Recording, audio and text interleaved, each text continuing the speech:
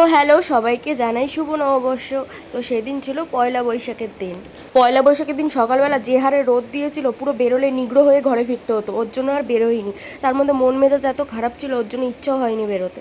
আর এইদিকে আমি আর আমার বন্ধু কোনোদিন তো ঘরে থেকে আমরা ডিসাইড করে বেরোই না কোথায় যাব, বেরিয়েই আমরা ডিসাইড করি ভাই কোথায় যাওয়া যায় বল।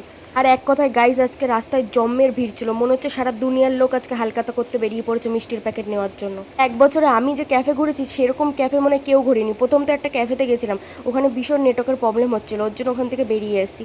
এই নতুন একটা ক্যাফেতে গেছিলাম সন্তোষপুরে, কিন্তু বসে বসেও ভাই কোনো খাবারের মিলছিল না, কোনো ওয়েটারও আসছিল না। এর জন্য বাইরে দাঁড়িয়ে 2 কাপ চা খেয়েই চলে এসেছিলাম আর একটা জায়গায়। ওর ওখানে দেখি একটা ডগিকে দেখেছি, পয়লা বৈশাখে একটা তো কোনো ভালো কাজ করতে হবে, এর জন্য এই ডগিটা মনে হচ্ছিল অনেক খিদা পেয়েছে, এর জন্য আমি 10 টাকার বিস্কুট কিনে এনে খাওয়াচ্ছিলাম।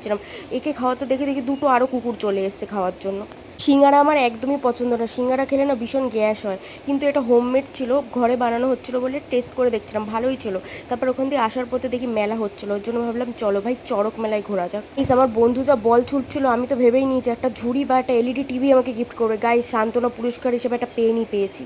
এইদিকে ওর বল ফেলার স্টাইল দেখে তো আমি বুঝেই গেছিলাম যে একটা গোলাপি টেডি নিয়েই বাড়ি যাবো আজকে, কিন্তু আমি তো একটা কিছুও ফেলতে পারিনি। বাট গাইজ ও একটা ভিভেল সাবান জিতে গেছিলো আমার জন্য। এখানে 300 টাকার খেলা করে 40 টাকার ভিভেল নিয়ে আমরা বাড়ি যাচ্ছিলাম। এইদিকে ভাবলাম মার জন্য একটু কটকুটি ভাজা, একটু জিলাপি, একটু এইসব কিছু নিয়ে নিই। নেওয়ার পর বাড়ি আসছিলাম, এই রেল গেট পড়েছে, বাড়ি আসতে আসতে প্রায় 11টা বেজে গেছিলো। বাড়ি এসে দেখি ফুচকা খেয়ে নিলাম মার সাথে। পরের ভিডিওতে আবার দেখা হচ্ছে।